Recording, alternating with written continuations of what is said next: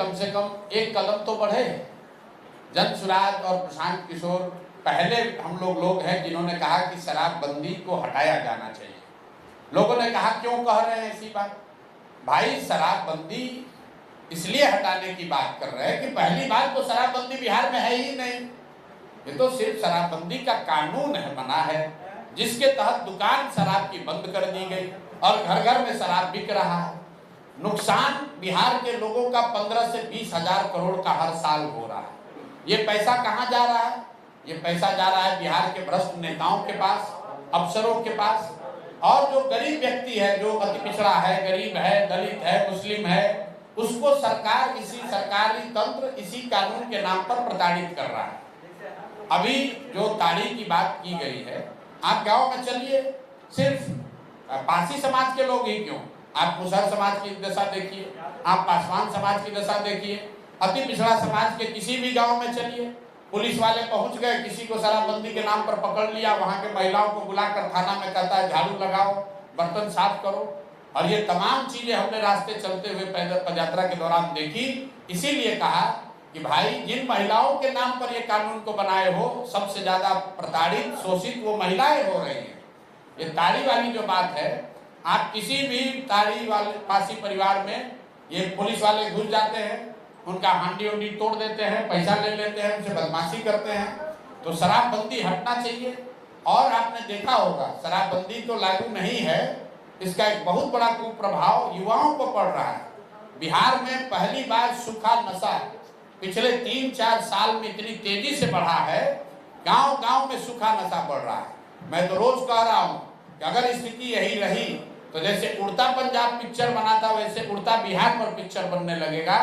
हम लोग को अपने विचारधारा, पार्टी, दलगत राजनीति से ऊपर उठकर बिहार के बच्चों के भलाई के लिए इस फर्जी कानून को हटाना चाहिए। और बिल्कुल महिलाओं को का वोट लेने के चक्कर में गलत बात नहीं करनी चाहिए, क्योंकि महिलाओं को भी पता है कि शराबबंदी कहीं नहीं लागू है। अंतिम बात, जो नेता भी कहता है कि शराबबंदी का फायदा है, खासकर भाजपाई नेता, जदयू के नेता, उनसे जरा पूछिए कि अगर इतना इसका फायदा है तो फायदा आप लोग बिहार के लोग को काहे दे रहे हैं? भाई देश की महिलाओं को ये फायदा क्यों नहीं दिया जा रहा है? इतना बढ़िया मिठाई बिहार के लोगों को क्यों खिलाया जा रहा है? मोदी जी देश में प्रधानमंत्री हैं, पूरा देश में शराबबंदी लागू कर दे। किसी भाजपा नेता से आप पूछिए कि अगर भाई शराबबंदी से इतना फायदा है तो यूपी के महिलाओं को काहे वंचित किए हो इससे, वहां पर भी लागू कर दो। अरे ये बिहार के गरीब जनता को बेवकूफ बनाकर वोट लेने का तरीका है। उनको भी मालूम है कि इसका कोई फायदा नहीं है, इसका सिर्फ और सिर्फ नुकसान ही है। रखें सर, जनसुराज सत्ता में आती है तो क्या लैंड रिफॉर्मिंग एक्ट को बिहार में लागू करेगी? बिल्कुल, भूमि सुधार जनसुराज के एजेंडे में बिल्कुल टॉप पर है, शीर्ष पर है।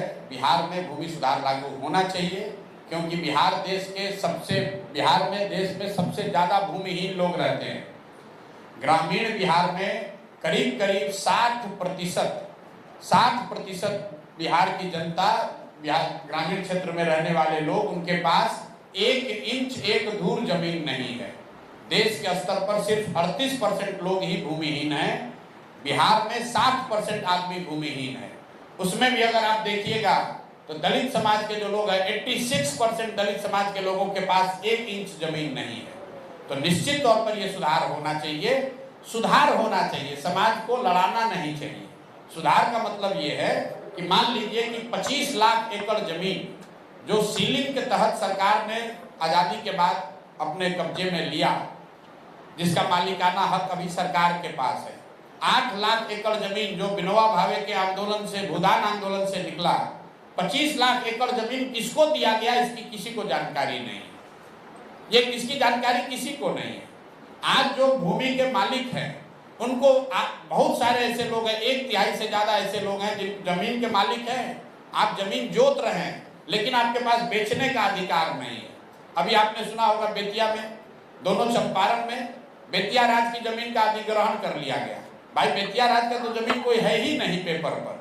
जब जमींदारी कानून खत्म कर दिया गया तो बेतिया राज का जमीन अभी तक 78 साल से बचा हुआ कैसे था? तो सरकार उस जमीन का अधिग्रहण कर रही है जो जमीन था ही नहीं, जो लोगों ने पहले खरीद लिया, जिसका सेटलमेंट हो गया, जिसका रसीद कट गया, जिसका जमाबंदी हो गई। तो व्यापक भूमि सुधार पूरी व्यापकता में उसको समझकर लागू करने की जरूरत है, ताकि जिनके पास जमीन है उनका मालिकाना हक क्लियर हो, जमीन की प्रोडक्टिविटी बढ़े, उत्पादकता बढ़े, लोग अपनी जरूरत के हिसाब से जमीन का उपयोग कर सकें।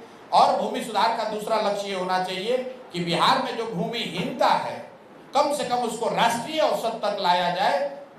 बिहार में जो 60% भूमिहीन लोग हैं उनको सरप्लस जमीन को, सरकारी जमीन को उनके बीच में देकर कम से कम 20-25% भूमिहीनता को कम किया जा सकता है। तो जन स्वराज के प्राथमिकताओं में ये शीर्ष पर है।